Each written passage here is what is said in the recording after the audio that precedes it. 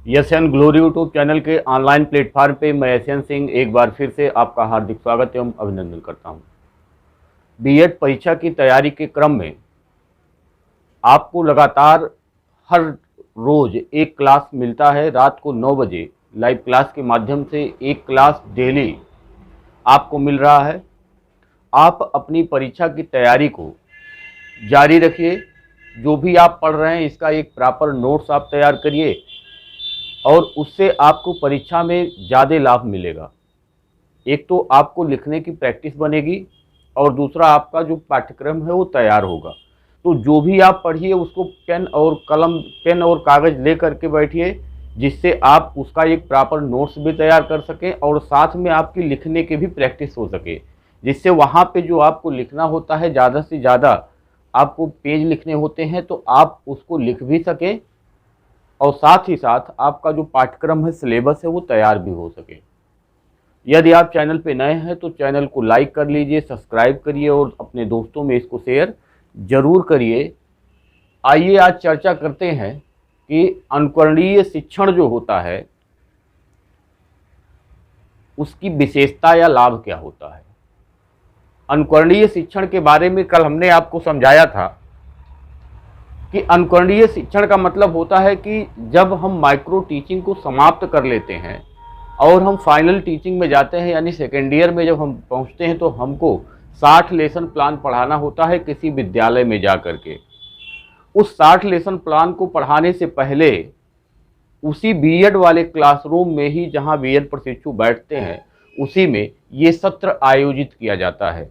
इसमें सबसे पहले जो उस कॉलेज का शिक्षक होता है या कॉलेज के जो प्रशिक्षक होते हैं, वो शिक्षक प्रशिक्षक जो होते हैं वो आदर्श शिक्षण करते हैं, यानी वो ये बताते हैं कि किस प्रकार से आपको वहां जा करके शिक्षण करना है। तो वो एक आदर्श शिक्षण प्रस्तुत करते हैं और उसी का अनुकरण करके जो वहां प्रशिक्षु होते हैं उनको शिक्षण कार्य करना होता है और साथ ही साथ उन प्रशिक्षुओं को विभिन्न भूमिकाओं का निर्वहन करना होता है, जैसे शिक्षक का, छात्र का और प्रशिक्षक का, शिक्षक, छात्र और पर्यवेक्षक का। शिक्षक, छात्र और पर्यवेक्षक की भूमिकाओं में वो शिक्षण से संबंधित जो बारीकियां होती हैं उसको वो सीखने का काम करते हैं, जिससे उनके शिक्षण व्यवहार में परिवर्तन आता है, जिससे उनके शिक्षण व्यवहार में परिवर्तन आता है। शिक्षण व्यवहार और शिक्षक व्यवहार, अभी किसी ने कमेंट किया था शिक्षक व्यवहार क्या है और शिक्षण व्यवहार क्या है। शिक्षक व्यवहार का मतलब होता है कि उसका जो अपना पर्सनल है, जैसे उसकी अपनी पर्सनालिटी है, उसके अपने हाव भाव है, उसका अपना बोलने का तरीका है, उसका अपना चलने का तरीका है, उसका अपना मोटिवेट करने का तरीका है। ये जो तरीका है वो शिक्षक व्यवहार है, उसका जो दृष्टिकोण है।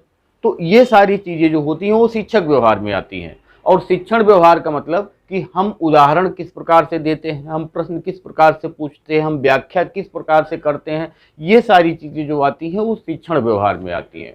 तो शिक्षण व्यवहार और शिक्षक व्यवहार में आपको अंतर समझ में आ गया होगा। इसके आगे हम चलते हैं तो एस की विशेषताएं। एस टी आपको समझ में आ गया होगा कि अनुरूपण शिक्षण या जो अनुकरणीय शिक्षण होता है वो होता क्या है, ये आपको समझ में आया होगा। अब इसकी विशेषताएं कौन कौन सी होती हैं, तो सबसे पहली विशेषता इसमें है कि छात्रों में आत्मविश्वास ये बढ़ाता है, छात्रों में आत्मविश्वास की वृद्धि करता है। तो आत्मविश्वास की वृद्धि कैसे होगा कि जब हम माइक्रो टीचिंग करते हैं तो हम अलग अलग स्किल पे हम रिहर्सल करते हैं, अभ्यास करते हैं। अलग अलग स्किल को एक में मिलाना है।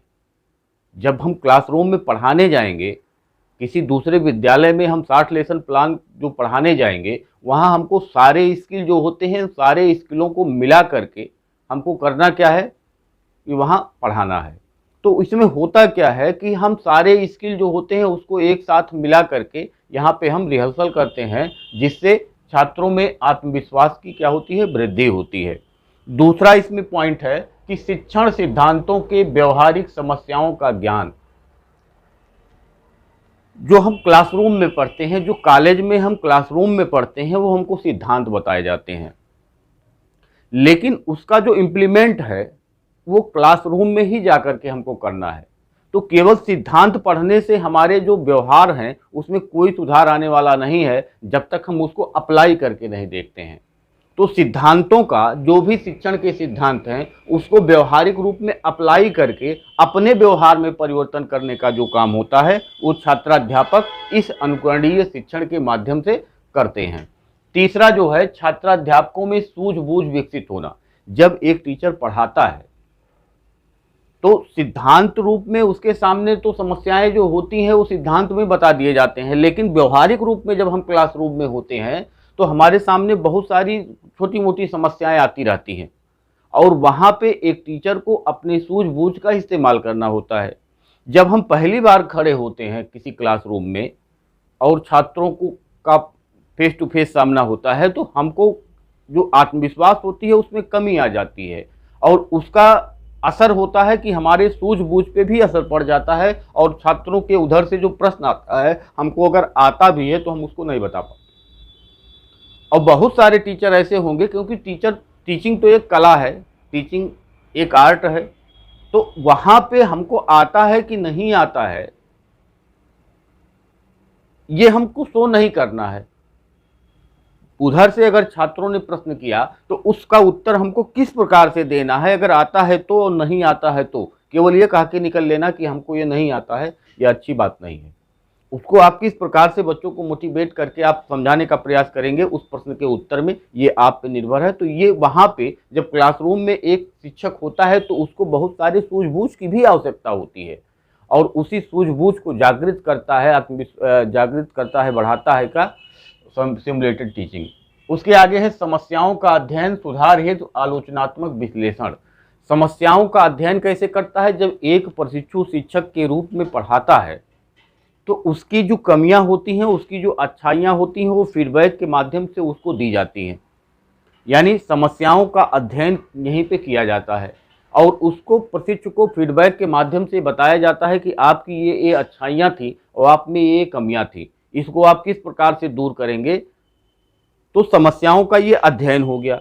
और अब जब हम उस प्रशिक्षु को बता दिए तो उसको वह दूर करने का प्रयास करता है, यानी कि आलोचनात्मक रूप से उसको बताया जाता है कि आप में ये कमियां हैं, इसको आप दूर करने का प्रयास करिए। और इससे होता क्या है, उस प्रशिक्षु के शिक्षण व्यवहार में सुधार आता है। पांचवें पॉइंट को देखेंगे, छात्राध्यापकों के व्यवहार में सुधार। तो इसकी तो चर्चा हमने कर लिया। वास्तविक कक्षा में जाने के पूर्व की तैयारी, यानी आपने इसके पहले माइक्रो टीचिंग किया था, माइक्रो टीचिंग के बाद ये आप सिमुलेटेड टीचिंग करेंगे और उसके बाद तब फिर वास्तविक कक्षा में जाएंगे। ये सारी चीज़ें क्या हैं, अभी तक जो आपने माइक्रो टीचिंग किया अपने उसी प्रशिक्षुओं के बीच में किया, आपने सिमुलेटेड टीचिंग किया तो उसी प्रशिक्षुओं के बीच में किया। इसके बाद की तैयारी जो होती है उस क्लासरूम में, जो ओरिजिनल क्लासरूम है उसमें आपको जाना होता है। तो ओरिजिनल क्लासरूम में जाने से पहले की ये तैयारी है कि जिस पे प्रशिक्षुओं के शिक्षण व्यवहार में सुधार लाया जा सके। सातवां पॉइंट है कि भूमिका निर्वाह के माध्यम से आलोचनात्मक चिंतन का विकास। भूमिका निर्वाह, हमने कल आपको बताया था कि यहाँ पे एक प्रशिक्षु को तीन तीन भूमिकाओं में रहना होता है। सबसे पहली भूमिका शिक्षक की होती है, दूसरी भूमिका छात्र की होती है और तीसरी भूमिका पर्यवेक्षक की होती है। अब एक शिक्षक जब क्लासरूम में जाता है तो उस अपना भी वो एनालिसिस करता है। वो एनालिसिस कौन करता है? यहाँ पे पर्यवेक्षक करता है। तो पर्यवेक्षक के रूप में जब वह छात्र बैठता है, वह प्रशिक्षु बैठता है, तो उसमें क्या होता है, इस प्रकार की कमियों को खोजने का वह काम करता है, जिससे उसकी जो बारीकियां हैं शिक्षण की वो उसको पता चलती हैं। एक छात्र के रूप में जब वह बैठता है तो उसको समझ में आता है कि बच्चों का स्तर क्या होता है, बच्चे कहाँ से प्रश्न पूछ सकते हैं, बच्चे कहाँ समझ पाते हैं, कहाँ नहीं समझ पाते हैं। इसका जो विकास है, समझने का जो विकास है, वो छात्राध्यापक में होता है। और शिक्षण के रूप में जो शिक्षण कौशल है और शिक्षण व्यवहार है उसमें सुधार का। तो एक प्रकार से यहाँ देखेंगे कि भूमिका निर्वाह जो होता है एक शिक्षक के रूप में, एक छात्र के रूप में और एक पर्यवेक्षक के रूप में, उसके माध्यम से उन कमियों का पता लगा करके और उसको दूर करने का प्रयास करता है, जिससे उसमें शिक्षण के प्रति जो आलोचनात्मक दृष्टिकोण है वह विकसित होता है और वह शिक्षण की छोटी छोटी जो बारीकियां होती हैं, छोटी छोटी जो सावधानियां होती हैं, उसको वह पकड़ पाता है और उसको दूर करने का प्रयास करता है। आगे है नियोजन। हम कोई भी काम करने जाते हैं तो बिना प्लानिंग के वह काम अच्छा नहीं हो सकता है। ऐसे ही अगर हम सिमुलेटेड टीचिंग करने जा रहे हैं तो इसके लिए भी ज़रूरी है कि हम उसका पहले से प्लानिंग करें और पहले से ये तय कर लें कि कौन टीचर बनेगा, कौन छात्र बनेगा, कौन पर्यवेक्षक बनेगा। ये सारी चीज़ें पहले से ही तय होनी चाहिए और एक पाठ योजना तैयार करके और उस पर हर प्रशिक्षु को एक एक पाठ योजना तैयार करके और हर प्रशिक्षु को सिमुलेटेड टीचिंग करना चाहिए। उसके बाद है सहभागिता। वही जो प्रशिक्षु होते हैं उनको ही ये बारीकियां सीखनी होती हैं, उनको ही अपनी कमियों को दूर करना होता है। तो इसमें ज़रूरी ये है कि वो अपनी सहभागिता इस सिमुलेटेड टीचिंग में बनावें। अगर नहीं बनाते हैं तो वो कमियों का पता नहीं लगा सकते, उन कमियों को दूर नहीं कर सकते, तो उनके शिक्षण व्यवहार में सुधार नहीं हो सकता। अगला पॉइंट है प्रतिपुष्टि। इसमें जो प्रतिपुष्टि प्रदान की जाती है उससे उक्त जो प्रशिक्षु है उसके शिक्षण व्यवहार में सुधार लाया जाता है, उसकी कमियों का पता लगाया जाता है। प्रतिपुष्टि या फीडबैक का मतलब होता है कि उस प्रशिक्षु की जो अच्छाइयाँ हैं उसको भी बताई जाएंगी और उस प्रशिक्षु की जो कमियां हैं उसको भी बताई जाएंगी। दोनों कमियां, अच्छाइयाँ और कमियां दोनों बताने के बाद प्रशिक्षु से यह आशा की जाती है कि जो गलती आज आपने किया वह गलती इसके बाद आप नहीं करेंगे, उसमें आप सुधार करने का प्रयास करेंगे। तो इस प्रकार से प्रतिपुष्टि के माध्यम से उसके शिक्षण व्यवहार में सुधार लाया जाता है। लचीलापन। क्लासरूम में हम गए, एक मान लीजिए किसी शिक्षणविद को हमने चयन किया था कि हमको पढ़ाना है और अगर वह छात्रों को नहीं समझ में आया, छात्र कह रहे हैं कि हमको समझ में नहीं आ रहा है, तो वहाँ पे होना क्या चाहिए कि अपने शिक्षण विधि में, अपने शिक्षण प्रविधि में, अपने शिक्षण आव्यूह में, अपने शिक्षण सिद्धांत में, अपने शिक्षण सूत्र में हम वहाँ पे परिवर्तन कर सकें। तो इस प्रकार से जो हमारा पूरा प्लानिंग है वो लचीला होना चाहिए, जिससे हम जगह जगह पे अगर जहाँ सुधार अपेक्षित हो वहाँ पे हम सुधार कर सकें। और लास्ट में है क्रमिक विकास। इसके माध्यम से हम क्रमिक उसका जो कौशलों का विकास है वो क्रमिक रूप से हम करते चले जाते हैं। अब आइए इसमें हम देखते हैं कि इसमें सावधानियां कौन कौन सी होनी चाहिए, इसमें कौन कौन सी सावधानियां होनी चाहिए। तो पहली सावधानी है कि एक विषय का एक साथ जो अभ्यास है वो कराया जाना चाहिए। यानी आप देखते हैं कि गणित के लिए कोई और जो शिक्षण विधि है उपयुक्त है, सामाजिक विज्ञान के लिए कोई दूसरा शिक्षण विधि उपयुक्त है, सामाजिक विज्ञान के लिए कोई दूसरा शिक्षण विधि उपयुक्त है। तो जब हम सारे विषयों का एक साथ सिमुलेटेड टीचिंग कराएंगे तो इसमें जो ये विभिन्नताएं हैं वो मेल नहीं खाएंगी और जिससे वो प्रभावशाली नहीं हो सकेगा। तो यहाँ पे जहाँ तक हो सके विभिन्न विषयों का अलग अलग हमको सिमुलेटेड टीचिंग कराना चाहिए। दूसरा है अभ्यास से पूर्व सूक्ष्म पाठ योजना तैयार करना चाहिए। जैसे सूक्ष्म शिक्षण में हम सूक्ष्म पाठ योजना तैयार करते हैं उसी प्रकार से वहाँ तो हमको 5 मिनट पढ़ाना होता है, लेकिन यहाँ 15-16 मिनट आपको पढ़ाने हैं, क्योंकि आप इसके बाद सीधे क्लासरूम में जाएंगे, वास्तविक क्लासरूम में जाएंगे। तो यहाँ आपको 15 से 16 मिनट आपको पढ़ाने होते हैं। तो इसके लिए आपको एक सूक्ष्म पाठ योजना तैयार करना चाहिए, यानी वो पूर्व प्लान करके ही होना चाहिए कि आप आज क्या पढ़ाएंगे, कैसे पढ़ाएंगे, कितना पढ़ाएंगे, ये कुछ आप पहले से ही तय करिए रहिए, जिससे पाठ योजना बना करके शिक्षण के अंत में वाद विवाद, यानी जब सिमुलेटेड टीचिंग खत्म हो तो वहाँ पे जो प्रशिक्षु हों, जो शिक्षक के रूप में रहे, जो छात्र के रूप में रहे, जो पर्यवेक्षक के रूप में रहे, उनके बीच में वाद विवाद होना चाहिए।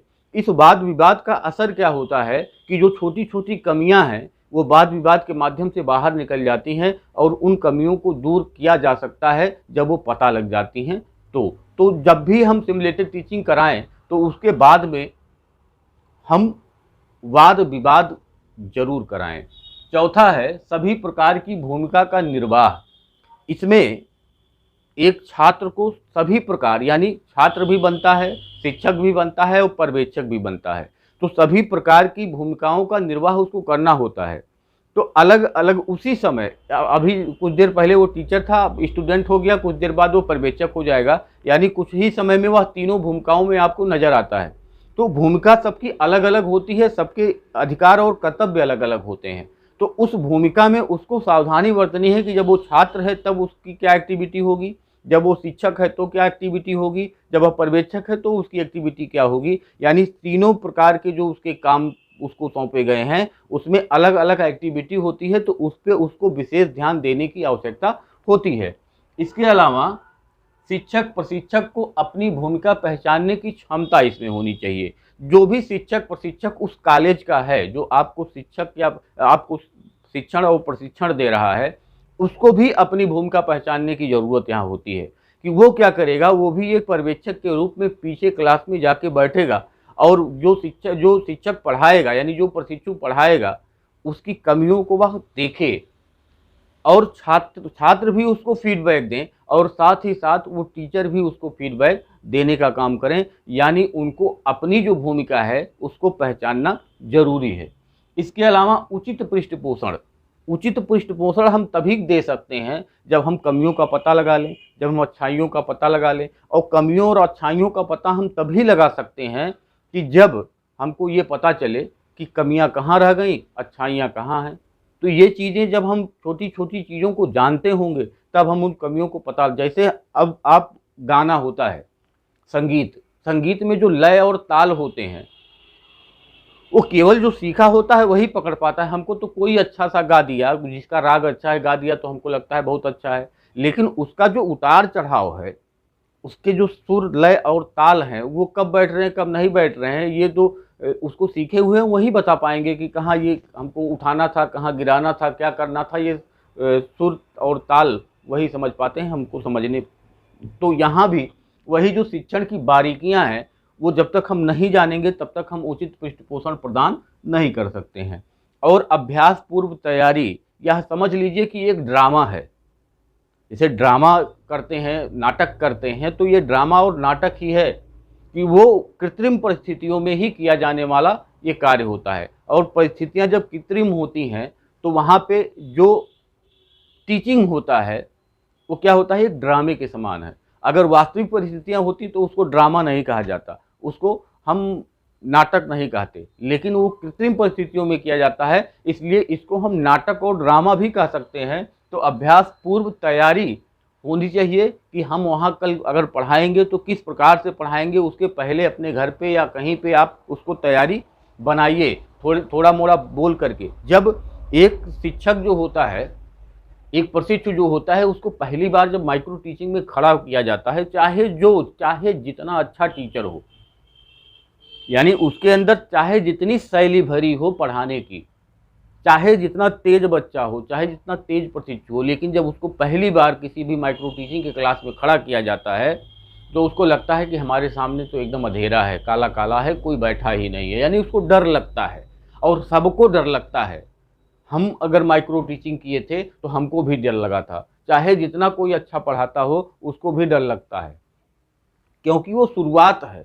हमारे अंदर कौशल है लेकिन वो विकसित नहीं हुए हैं। उसको हमको क्या करना है, उसको डर को बाहर भगाना है। और डर बाहर भगाने के लिए ही माइक्रो टीचिंग और सिमुलेटेड टीचिंग जो है वो कराया जाता है, जिससे हमारा जो भय है वो समाप्त हो और हम अच्छा टीचिंग कर सकें। जो हमारे अंदर कौशल है, जो हमारे अंदर स्किल है, उसका हम अच्छे से प्रदर्शन कर सकें। तो ये सिमुलेटेड टीचिंग की विशेषताएं या लाभ में लिख सकते हैं और इसको दोष या सावधानियों में आप लिख सकते हैं। तो इस प्रकार से आप इसको थोड़ा सा चेंज करेंगे तो दोष बन जाएगा और इसको आप लाभ और विशेषताएं दोनों में लिख सकते हैं। तो आज हमने आपसे जो चर्चा किया सिमुलेटेड टीचिंग की विशेषताएं या लाभ और सावधानियों पे। अब आगे के क्लास में आपको बताना है कि आप कौन सा टॉपिक पढ़ना चाहते हैं। इसके आगे आप कौन सा टॉपिक पढ़ना चाहते हैं आप पे है। आपका काम है इस वीडियो को ज़्यादा से ज़्यादा लाइक करें, शेयर करें और चैनल को सब्सक्राइब करें। आपको वीडियो कैसा लगता है उधर से हमको फीडबैक ज़रूर चाहिए। जब तक फीडबैक नहीं मिलता है, लाइक नहीं मिलता है, तब तक हमको ये पता नहीं चलता है कि क्लास आपको कैसा लग रहा है। और जब क्लास पता नहीं चलता है कि आपको क्लास कैसा लग रहा है, समझ में आ रहा है कि नहीं आ रहा है, तो यहाँ हतोत्साहित होना पड़ता है। और उत्साह बढ़ाने के लिए आप वीडियो को लाइक करिए, चैनल को सब्सक्राइब करिए और इस वीडियो को ज़्यादा से ज़्यादा लोगों तक शेयर करिए। जिसको ज़रूरत है वहाँ तक पहुँचाइए आप। बस आपका काम इतना सा है। बाकी आपको कंटिन्यू क्लास मिल रहा है तो कंटिन्यू क्लास मिलेगा, लेकिन आप अपना काम करिए। आज के लिए इतना ही, धन्यवाद।